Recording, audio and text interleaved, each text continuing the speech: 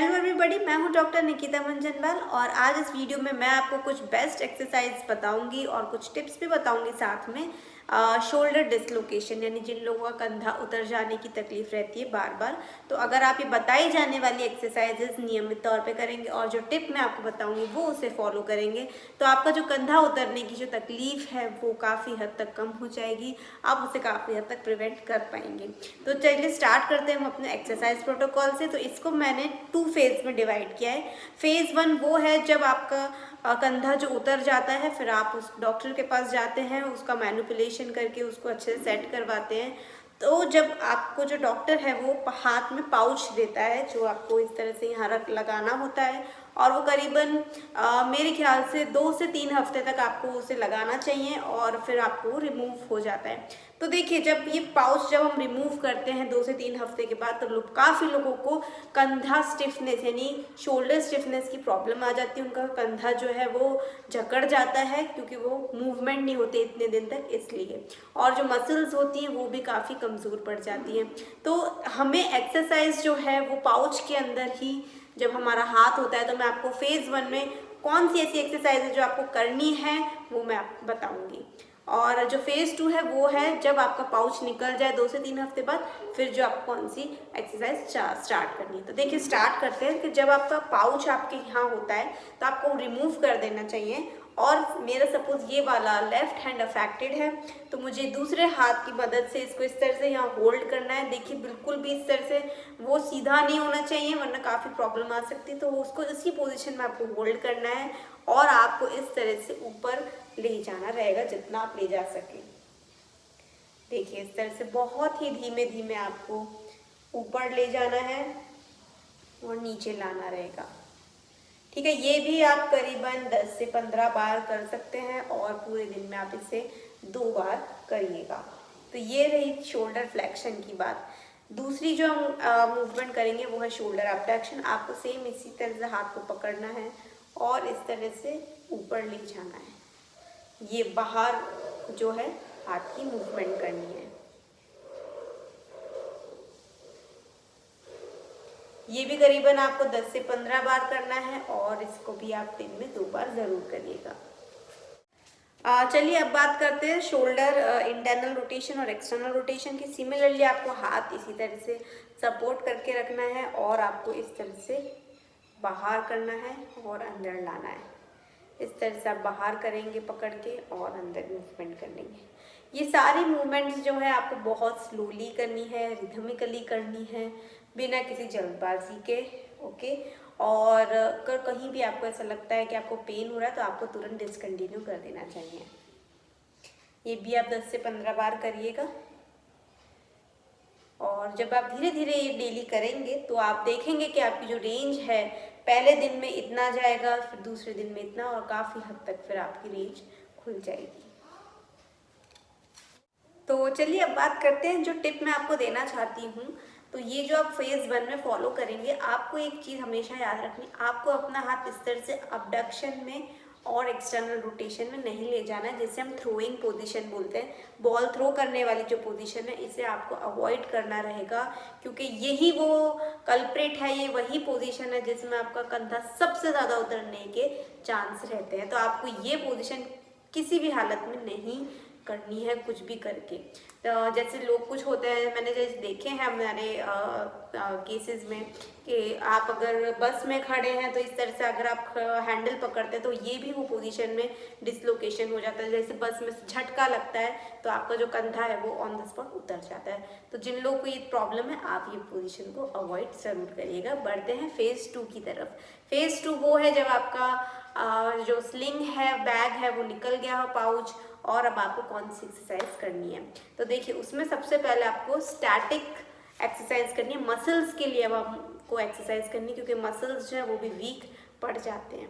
तो चलिए के लिए हम स्टैटिक एक्सरसाइज करेंगे। स्टैटिक एक्सरसाइज का मतलब है आपको मूवमेंट नहीं होने देना है अपने हाथ का, पर मसल का कॉन्ट्रैक्शन होना चाहिए। अब वो कैसे होगा, तो देखिए, आपका जो पाउच जब निकला है तो आपको हाथ की पोजीशन ऐसे ही रखनी है और ये इस तरह से दीवार में आपको मुट्ठी बनानी है और इस तरह से आपको उसको धक्का देना है, जैसे कि आप दीवार पे धक्का दे रहे हैं। आपको इस तरह से धक्का देना है। जब आप धक्का देंगे इस तरह से, आपको यहाँ होल्ड भी करना है, तो आपके यहाँ पर मसल्स में कॉन्ट्रैक्शन आएगा।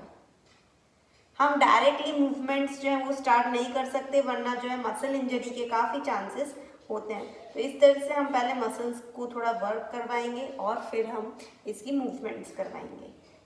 तो ये भी लगभग आपको जब आप करें तो 5 सेकेंड्स का होल्ड करिएगा, 1 2 3 4 5 एंड रिलीज। तो आई होप आपको ये समझ आया होगा कि आपको जो प्रेशर है वो इस तरह से होना चाहिए, यानी आपको दीवार को मुट्ठी से धक्का देना है, पर ये इस तरह की पोजीशन में। चलिए बढ़ते हैं अब हम आगे। आगे बढ़ने के लिए मैं आपको इसी साइड पे बताऊंगी। जैसे मेरा, अब आपको इस तरह से खड़े हो जाना है, आपका जो हाथ है वो इसी तरह से रहना चाहिए और आपको इस तरह से बाहर की तरफ ये वाली मूवमेंट हमें करनी है।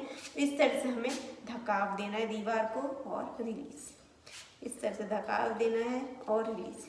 तो यहाँ जब आप ये मूवमेंट करेंगे तो आपको एक अच्छा सा कॉन्ट्रैक्शन आएगा, उसे आप होल्ड करिए और फिर छोड़ दीजिए। तो ये जो वाली मसल्स है, एब्डक्टर मसल्स जिसे हम कहते हैं, वो वर्क करेगी और जैसे जैसे वो वर्क करेगी हम फिर धीरे धीरे अबडक्शन मूवमेंट भी कर पाएंगे।